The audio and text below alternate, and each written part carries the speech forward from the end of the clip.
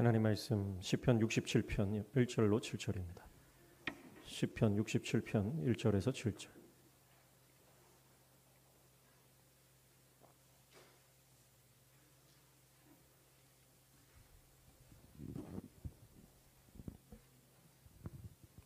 시편 67편 1절에서 7절. 하나님의 말씀 함께 읽습니다. 시작. 하나님은 우리에게 은혜를 베푸사 복을 주시고 그의 얼굴빛을 우리에게 비추사 주의 도를 땅 위에 주의 구원을 모든 나라에게 알리소서. 하나님이여 민족들이 주를 찬송하게 하시며 모든 민족들이 주를 찬송하게 하소서. 온 백성은 기쁘고 즐겁게 노래할지니 주는 민족들을 공평히 심판하시며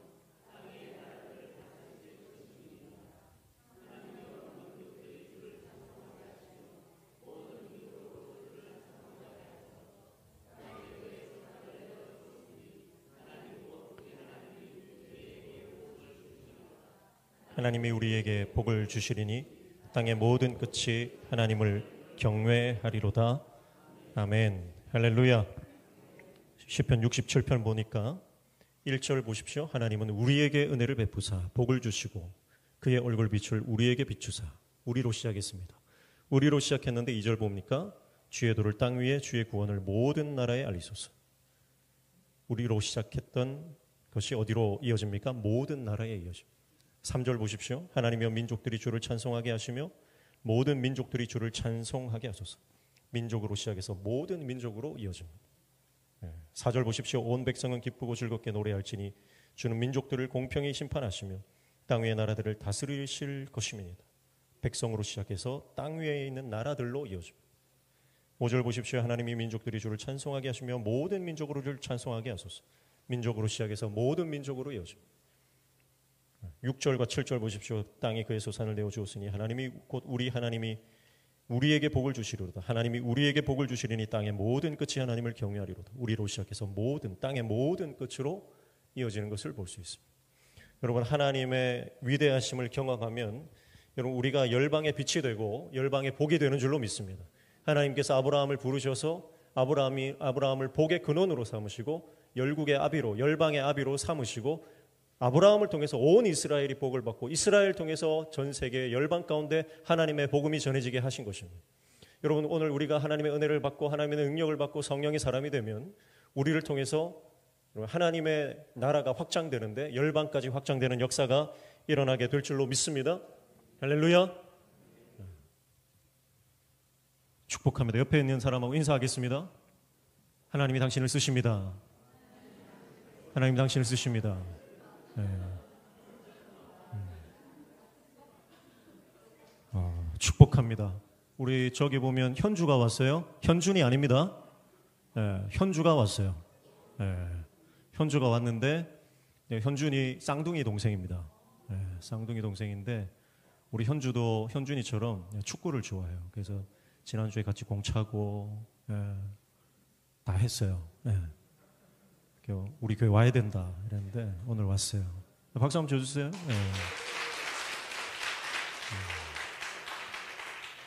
현주도 이제 제대하고 나서 얼마나 씩씩해졌는지.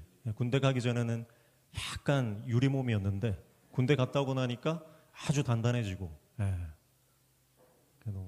이번 주에 내일은 또 우리 현주 동생 남동생이 또 있어요. 고등학교 2학년 같이 또 공차로 가기로 했는데 동생도 데리고 올 줄로 믿습니다. 여동생이 또 둘이가 있어요. 기도해 주시기를 바랍니다. 기도해 주시고 우리 현준이가 군대 지금 아프리카 가 있습니다. 아프리카의 남수단에 지금 파병을 갔어요. 가서 원숭이 사진도 찍어서 보내주고 뭐 이름 모를 하여튼 동물 사진을 찍어서 보내주고 그러고 있습니다. 실시간으로 보고 있습니다. 얼마나 감사한지 몰라요. 아마 거기서 많이 외로울 겁니다. 기도해 주시고 또 아마 거기서 할 일이 없을 때는 기도하고 아마 할 거예요. 재민아, 어디에 앉는 건 중요하지 않지만 마음은 하나님께 가까이 해야 돼. 우리 재민이하고 가영이는 수요 예배도 오고 금요 기도회도 오고 오후 예배도 오고 다 와요. 하여튼 한 희한한 애들이요. 하나님께서 쓰실 줄로 믿습니다. 앞에 앉으면 더 좋아요.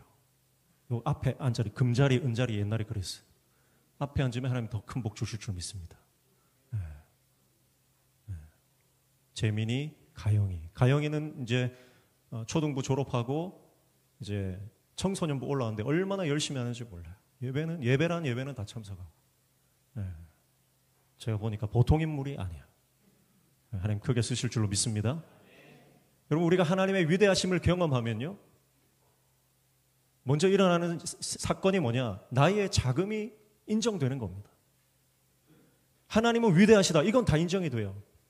하나님 위대하시다 인정 안 하는 사람이 어디 있습니까? 하나님 전능하신 분이고, 하나님 천지를 창조하신 분이고, 하나님 우리를 지키시는 분이고, 여러분 그거 다 인정합니다. 교회 다니는데 그거 인정 안 하는 사람이 어디 있습니까? 그거 다 인정해요. 그런데 그 뒤에가 문제예요. 근데 나도 위대하다는 거예요. 하나님 위대한 건 맞는데 나도 위대하다는 거예요. 내가 잘났다는 거예요. 내가 높다는 거예요. 내가 할 수 있다는 거예요.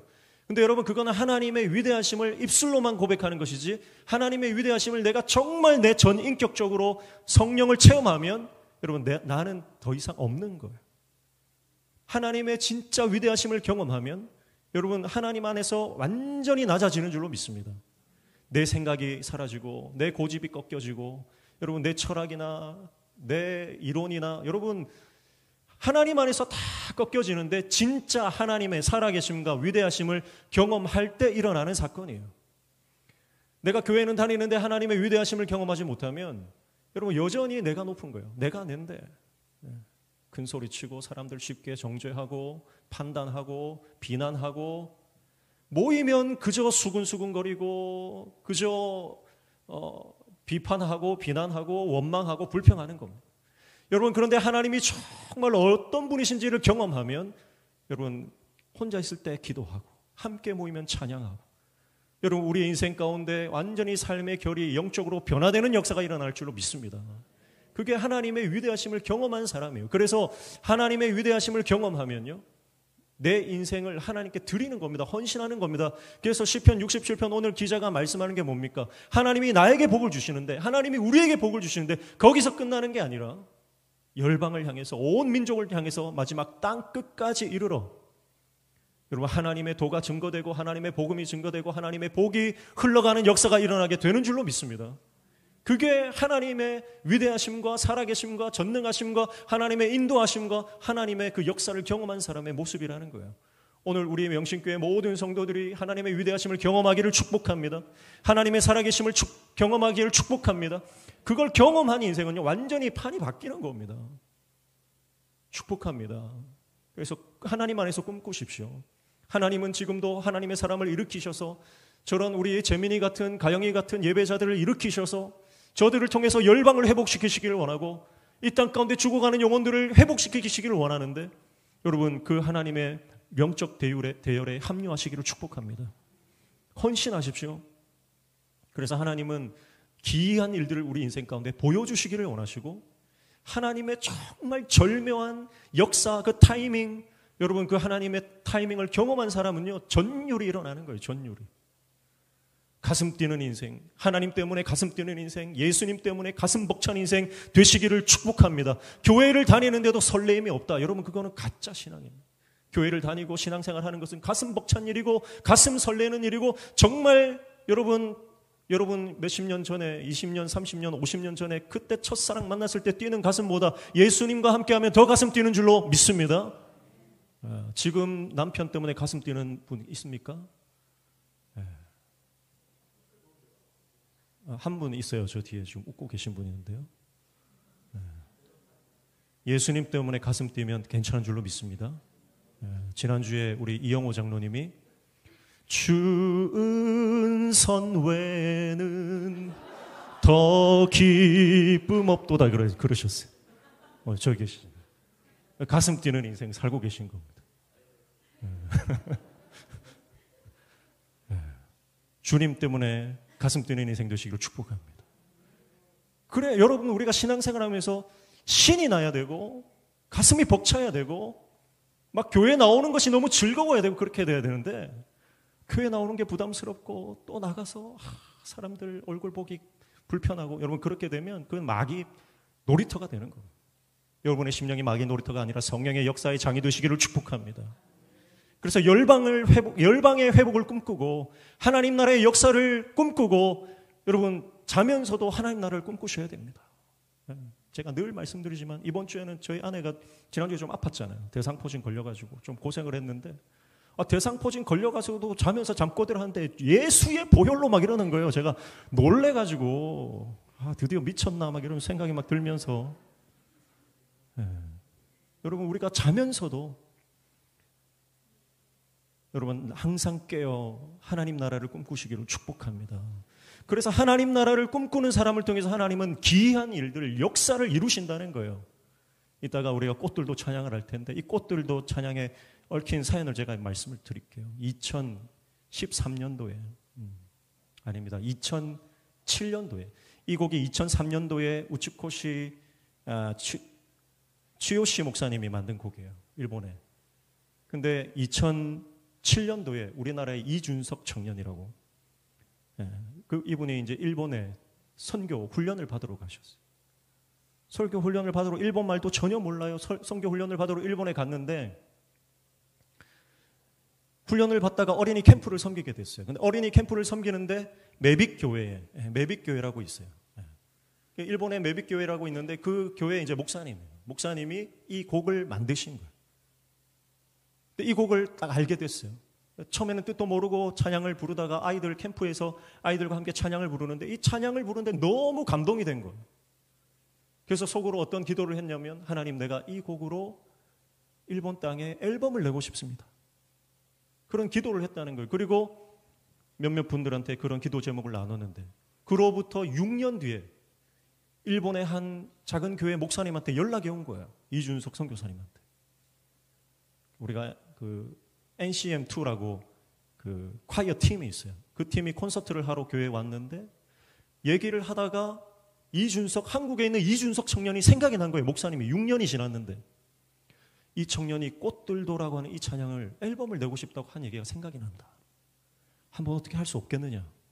그래가지고 이 팀이 이제 그 미국에 있는 팀이에요. 미국에서 일본 왔다 갔다 하면서 찬양 사역하는 팀인데 연락이 온 거예요. 미국에 올 수 있겠느냐. 미국에 넘어가서 얘기를 하고 함께 꿈을 나누고 또 앨범을 낼 수 있는지 오디션을 보고 그렇게 했는데 되겠다. 그래가지고 2013년도에 일본의 하나모라는 이 찬양을 발매를 한 거예요. 그래서 원래는 이 찬양을 어린이들만 몇몇 주일학교에서 부르던 찬양이고 일본 사람들도 잘 모르던 찬양이에요. 그런데 이 찬양에 감동을 받고 하나님 앞에 기도했던 한국 청년 젊은 선교사 한 명의 기도로 이 찬양이 일본의 앨범으로 발매가 되고 그리고 J-워십이라고 있습니다. 일본에 굉장히 유명한 CCM 팀이 있어요.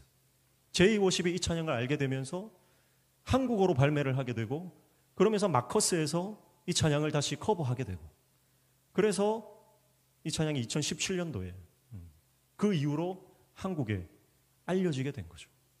일본의 작은 교회 목사님이 주일학교 아이들과 함께 부를 곡을 썼는데 그 찬양을 한국 청년이 알게 되고 그러면서 일본 땅과 한국 땅과 전 세계에 불려지는 찬양이 되는 그런 일들이 일어났다는 겁니다.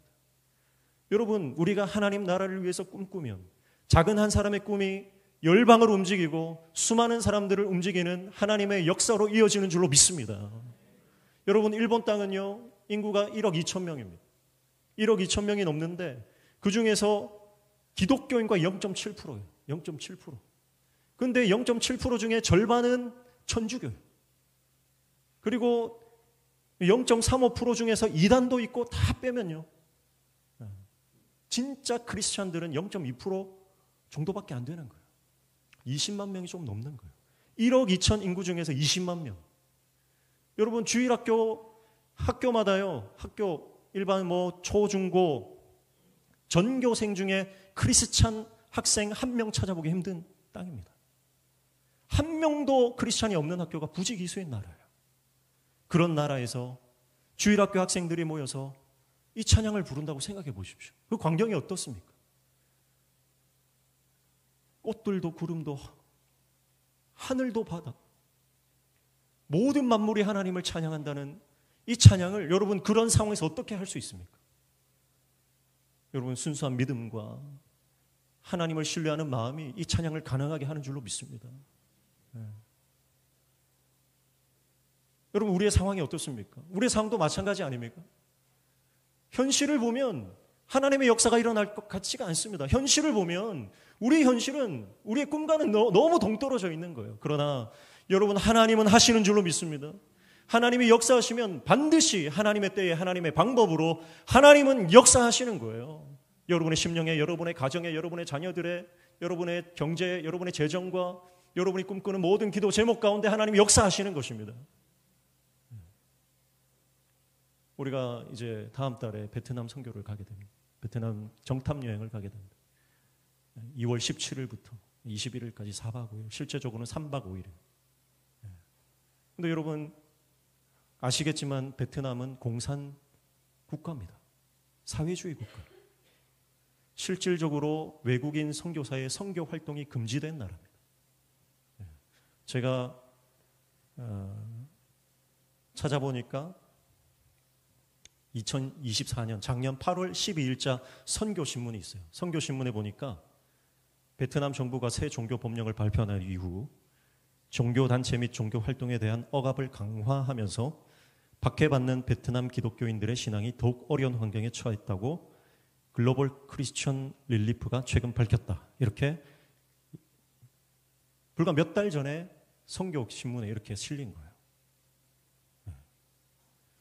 우리 베트남 김승봉 선생님이 기도 편지 보시면 알겠지만 여전히 그 땅에는 공인된 교회들이 있습니다. 공인을 받지 않으면 불법으로 간주가 되고 탄압이 들어갑니다. 그래서 지하 교회가 있는 땅이에요. 지하 교회가. 2011년부터 그 소수 부족의 그 공인되지 않은 그 종파의 기독교를 믿는다고 해서 지금 90년형을 받아가지고 감옥에 갇혔는데 살았는지 죽었는지도 몰라. 그런 사람들이 많이 있습니다. 그런 땅입니다. 기독교 인구가 보니까 베트남도 인구가 1억 정도 됩니다. 그런데 천주교가 7%, 700만. 개신교는 우리 크리스찬은 진짜 그리스도인은 1% 미만, 1% 미만. 그래서 개신교든 뭐 천주교든 여기 공산주의니까 14%가 불교예요. 어쨌든 종교 억제 정책을 쓰고 있는 거예요. 종교 억제 정책. 대부분의 사람들 75% 이상은 무교이거나 민간신앙을 가지고 있습니다. 민간신앙. 그러니까 조상신을 믿는 거예요. 그래서 이 동남아 쪽은요. TV를 틀면 귀신이 많이 나옵니다. 귀신을 믿어요. 그냥 조상신. 온갖 미신과 주술과 샤머니즘 이런 것들이 가득 차 있는 나라입니다. 베트남 그런 땅인데 또 공산주의니까 종교적인 억압이 있는 나라예요. 지하교회 성도들이 있는 거죠. 지하교회라고 하는 것은 공인되지 않는 교회가 숨어서 예배드리는 걸 지하교회라고 그래요. 지하실에 들어가서 드린 게 아니고 그래서 보통 가정교회죠. 가정교회. 그래서 가정교회에서 예배드리는 것이 발각되면 처벌을 받는 것입니다. 그런데 감사한 건 뭐냐면 선교사님의 소식을 들어보면 선교사님이 주로 활동하는 지역이 베트남 북부 지역의 안쪽 산간 지역이에요. 하장이라고 하는 것이 우리가 가는 곳은 하노이인데 하장까지 가려면 시간이 너무 많이 걸려요. 그래서 우리가 가지를 못해요. 그래서 하노이 인근에서 숙소, 호텔이나 이런 데서 머물면서 기도하고 또 땅 밟기하고 그런 사역하고 베트남에 대해서 배우고 이런 것밖에 사실 할 수가 없어요.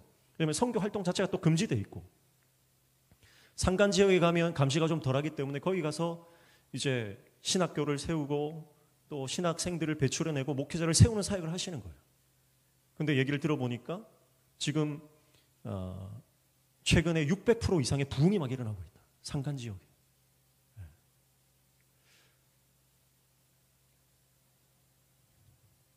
겉으로 볼 때는 화려한 땅, 정말 멋진 휴양지. 많은 사람들이 쉽게 접근하고 다녀올 수 있지만 그 땅에 흑암의 세력들이 들이운 것은 그 누구도 모르는 땅. 그런 곳에서 사역하시는 선교사님의 마음은 어떨까? 그런 곳에서 선교사님 편지를 읽어보면 여전히 긴장하고 있다는 거예요.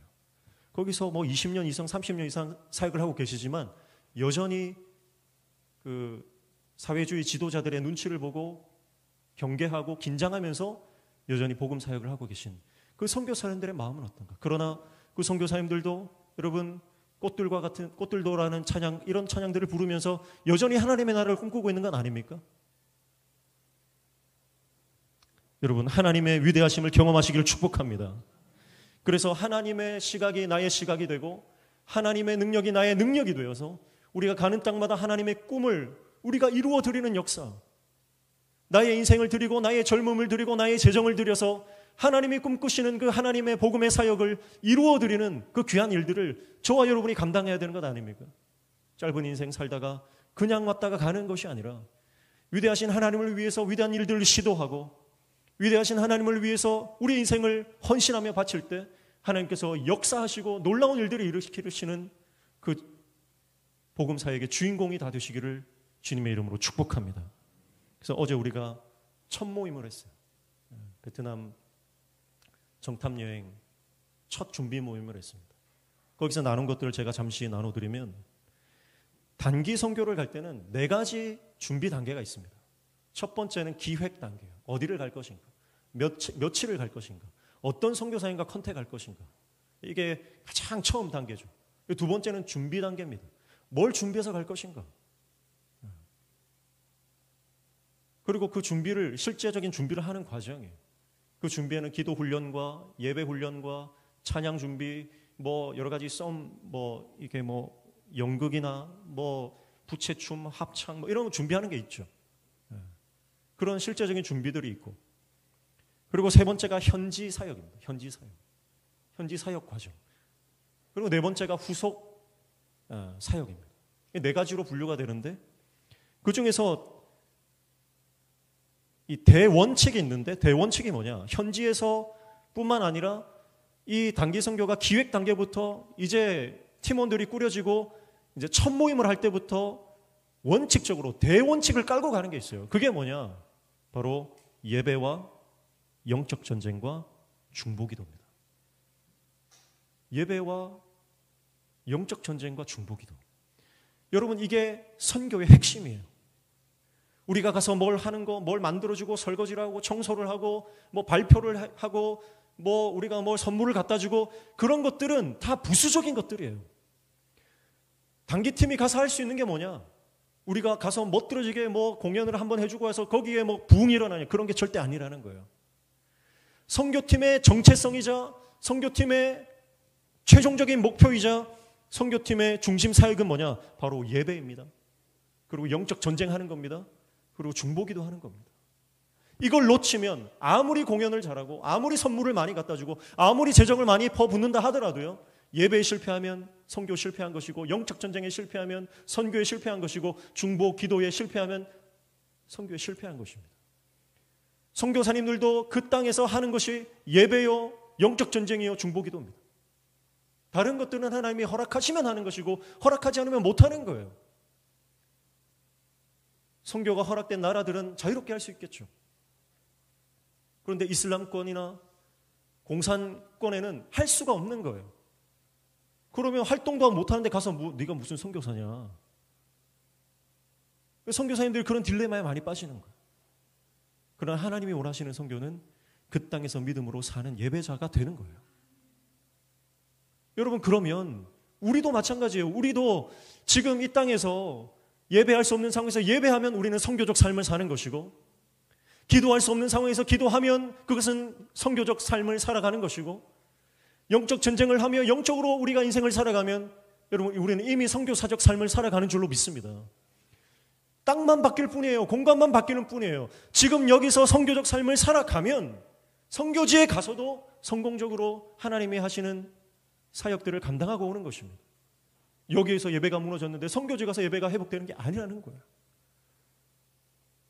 그래서 우리 선교팀은 이번 주부터 이제 첫 번째 모임을 하면서 끊임없이 기도 훈련을 하고 예배 훈련을 하고 중보 기도와 영적 전쟁을 배우는 거예요. 그리고 현지에서 세부 이 원칙 중에 세부가 있는데 그거는 뭐냐면 세 가지입니다. 이제 현지에 도착을 했어요, 팀이. 그러면 이 세 가지는 무조건 지켜야 돼요. 뭐냐? 첫 번째, 아침에는 예배해라. 아침에는 예배해라. 낮에는 선교사님이 하라는 대로 해라. 밤에는 감사하고 기도해라. 이게 세 가지 3대 원칙입니다. 여러분, 예배 없이, 말씀 없이 하루를 시작할 수 없는 겁니다. 감사 없이, 기도 없이 하루를 마무리할 수 없는 겁니다. 여러분, 이건 선교지에서나 지금 우리가 살아가는 삶의 현장에서도 마찬가지인 줄로 믿습니다. 그리고 선교지에 가면 사역 가운데는 선교사님들이 하라는 대로 하면 되는 거예요. 그래서 선교사님이 오늘 이렇게 일정을 하겠습니다 하면 마음에 안 드는 거예요. 제가 전에 있던 교회부터 선교를 매년 2번씩 이렇게 나갔습니다. 계속 선교 훈련을 받았어요.